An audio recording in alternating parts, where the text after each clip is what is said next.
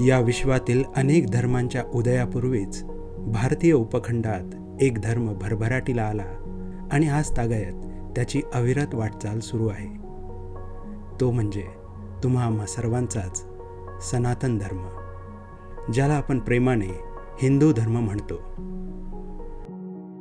चैत्र शुद्ध प्रतिपदा अर्थात गुढीपाडवा, हिंदू नववर्षाचा पहिला दिवस. या शुभ दिवसाचं औचित्य साधून 19 मार्च 2026 रोजी बावधन भागातील विविध नागरिकांच्या सहभागातून विराट हिंदू संमेलनाचे आयोजन करण्यात आले. बावधनमधील इंडियन मॉडेल इंटरनॅशनल शाळेच्या सभागृहात हा भव्य सोहळा पार पडला. विराट हिंदू संमेलनाची सुरुवात शोभायात्रेनं झाली. पारंपरिक लेझिम, टाळ आणि ध्वजनृत्याने आसमंत अगदी दुमदुमून गेला. प्रत्येक हिंदू हृदयात आदराचे स्थान असलेल्या उत्तुंग व्यक्तिमत्वांच्या वेशभूषांमध्ये ही लहान मुले अतिशय मनमोहक दिसत होती. युवा, महिला, पुरुष, वृद्ध सर्वांनीच या शोभायात्रेत उत्स्फूर्तपणे सहभाग नोंदवला.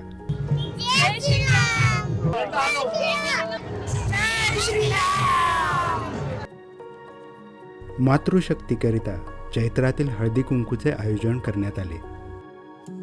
सभागृहाबाहेर लावण्यात आलेल्या चित्रप्रदर्शनीतून हिंदू संस्कृतीतील मान्यता, ऋषीमुनींचं योगदान, योग, आहार इत्यादींविषयी माहिती देणारी चित्र लावण्यात आली.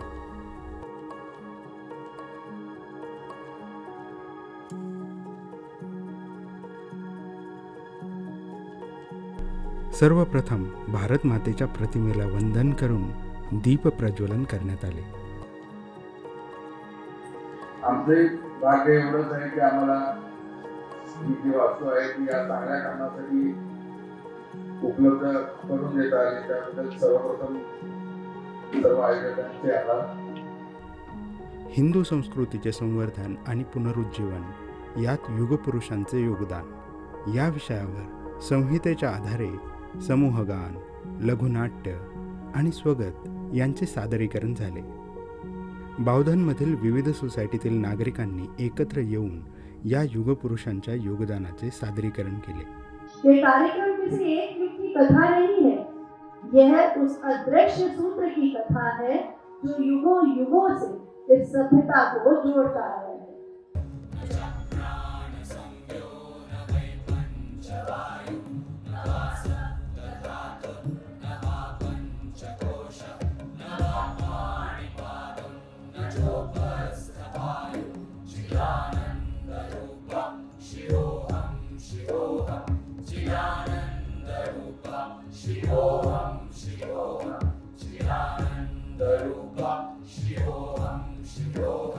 धर्म कधीही राष्ट्रापासून वेगळा नसतो.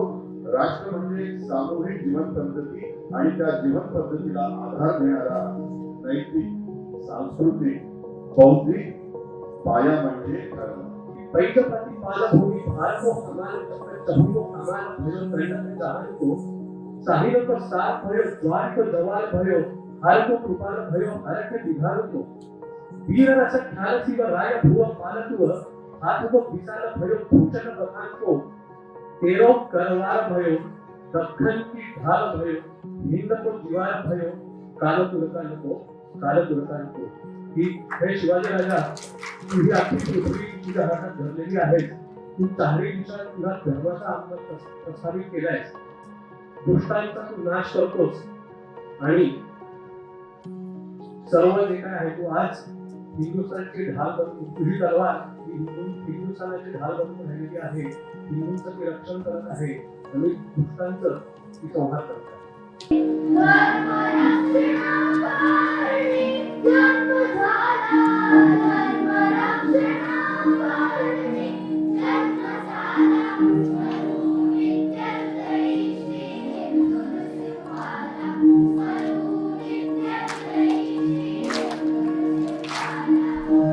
अनेक लढाया खेळल्या, अनेक युद्ध पाहिले, तसेच अनेक वीरही पाहिले आणि अशाच एका वीर योद्ध्याची कथा आज मी तुम्हाला इथे सांगण्यासाठी आली आहे. तो वीर योद्धा नव्हता, ते एक वादळ होतं. माझा पुत्र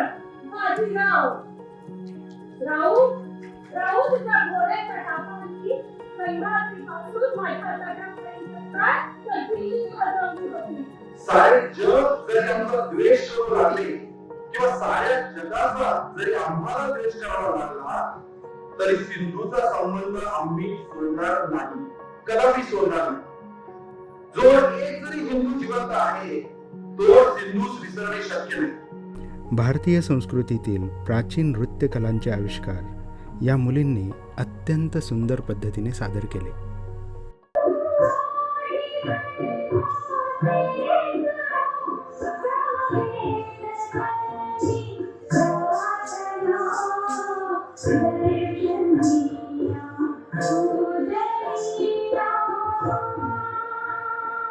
ವಿದ್ಯಾರಣ್ಯ ಗುರು ಕರುಣೆ ಧರ್ಮದ ದೀಪ ಬೆಳಗಿತು ಶೌರ್ಯ ಸಿಂಹಾಸನದ ಮೇಲೆ ನ್ಯಾಯದ ಧ್ವಜ ಹಾರಿತು. ಹಂಪಿನಾಡು ಹಂಪಿನಾಡು ಚಿನ್ನದ ಕನಸಿನ ಬೀಡು ವಿಜಯನಗರ ಸಾಮ್ರಾಜ್ಯ ನಮ್ಮ ನಾಡಿನ ಪ್ರೌಢ ಬೀಡು. तन से मन से धन से तन मन धन जीवन से हम करे राष्ट्र आराधन, हम करे राष्ट्र आराधन, हम करे राष्ट्र आराधन, हम करे राष्ट्र आराधन, हम करे राष्ट्र आराधन. रंगमंचावर अवतरलेल्या चाणक्यांनी सभागृहाला भारावून टाकले. एक राष्ट्र जीवन में एक व्यक्ति माँ के गर्भ के साथ साथ एक संस्कृति के गर्भ से भी जन्म लेता है, और जिस संस्कृति के गर्भ से मैंने जन्म लिया उसका नाम है भारती. जिस धरा पर मैंने जन्म लिया उसका नाम है भारतवर्ष. कार्यक्रमाच्या वक्त्या पंडिता माधवीताई जोशी यांनी हिंदू संस्कृती आणि पंचपरिवर्तन या विषयावर सभागृहाला संबोधित केले. आपल्याला आता पाच गोष्टींबाबतीत परिवर्तन खरं करायचे. कुठलं परिवर्तन करायचं तर स्वबोध आहे, स्वदेशीचा पुरस्कार आहे, नागरिकांची कर्तव्य आहे, पर्यावरण आहे, सामाजिक समरसता आहे आणि कुटुंब प्रबोधन आहे. असं म्हटलेलं आहे. अयं निजः करो वेदी गणना लघुचेतसा उदारचरितानांतु वसुधैव कुटुंबकम्. हे माझं आणि हे तुझं, हे कोण अशी गणना कोण करतो? लघुचेतसा, ज्यांची हृदय, ज्यांचे अंतःकरण क्षुद्र आहे, पण उदारचरितानांतु वसुधैव कुटुंबकम्, ज्यांचं हृदय विशाल आहे त्यांच्यासाठी ही संपूर्ण वसुधा म्हणजे कुटुंबच आहे. आपण हक्कावर भर देतो पण कर्तव्यावर देत नाही. आपण भोगावर भर देतो पण त्यागावर भर देत नाही. खरं तर त्याग आणि भोग हे जसे पक्षाचे दोन पंख असतात तसे माणसाला मिळालेले हे दोन पंख आहेत. एक त्याग आहे आणि भोग आहे.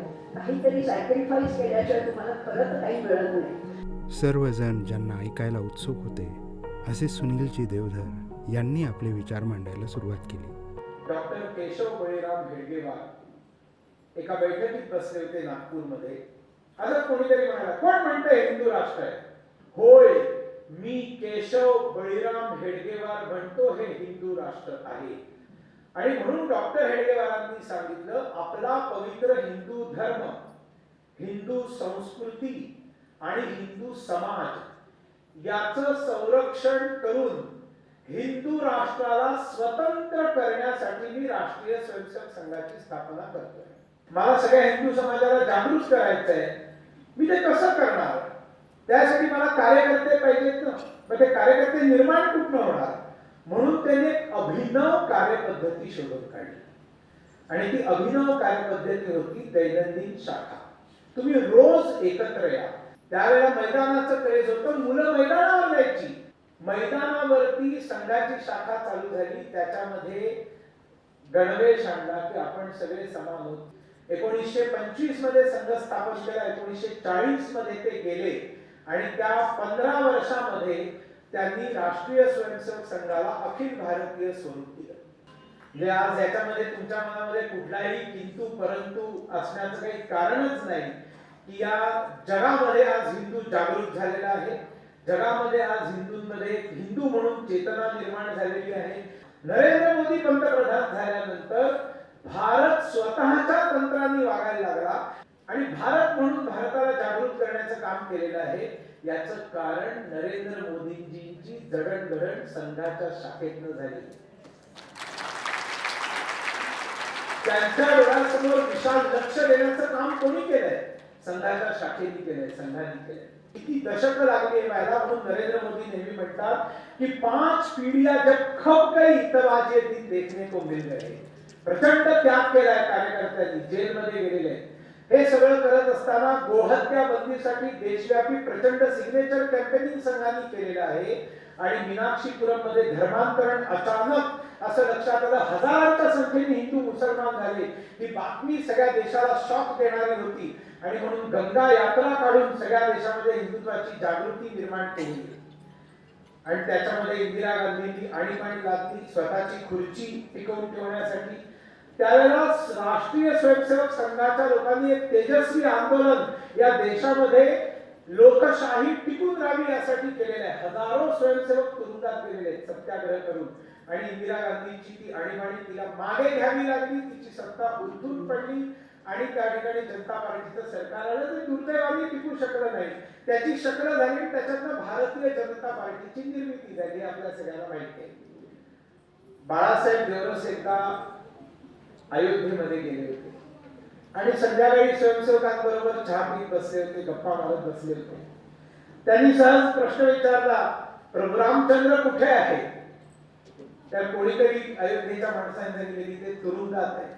कारण राम मंदिर जे होतं त्याच्यात रामललाची मूर्ती जेलमध्ये होती, त्याच्या दर्शनाला परवानगी नव्हती. सकाळी जाऊन कोणीतरी त्याचं पूजा करून यायचा आणि बाकी कोणालाही पूजेचा अधिकार तिकडे नव्हता. तर बाळासाहेब देवरसांनी सहज प्रश्न विचारला, किती दिवस राम तुरुंगात राहणार? आणि मग चालू झालं राम जन्मभूमीचं आंदोलन. 100 वर्षाची यात्रा ही अगदी थोड्या वेळात सांगणं खूप कठीण आहे, शक्यच नाही.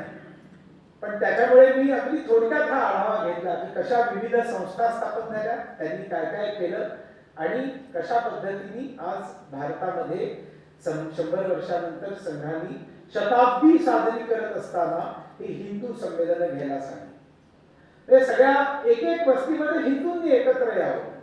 म्हणून आपण सगळ्यात पहिली गोष्ट लक्षात ठेवली पाहिजे की हे हिंदू संमेलन आहे.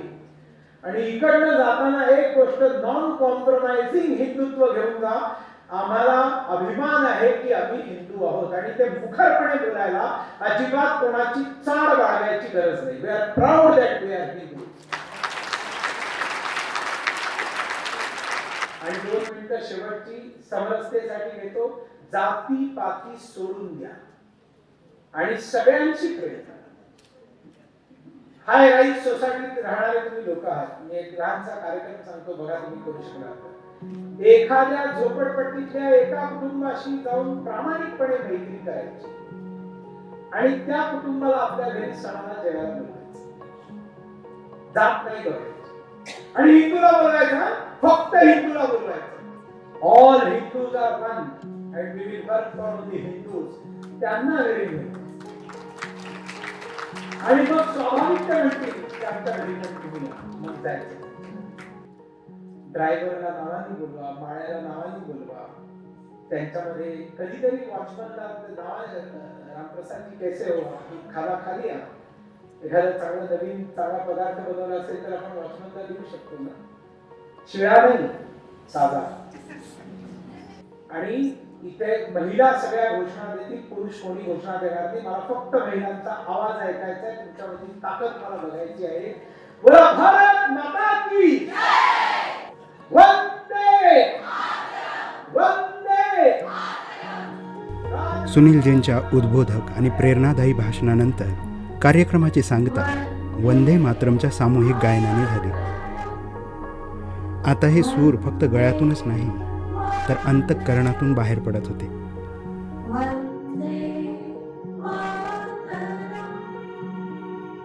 सनातनचा अर्थच मुळे असतो शाश्वत, अनादी, अनंत. युगे येतील, युगे जातील, परंतु जो शाश्वत असेल, गंगेच्या प्रवाहासारखा अनादी अनंत असेल, तो असेल आपला हिंदू धर्म. भजले राम नाम सुखधाम, भजले राम नाम सुखधाम, भजले राम नाम सुखधाम.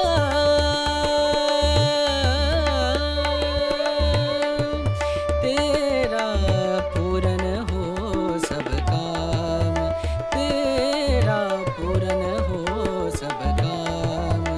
भजले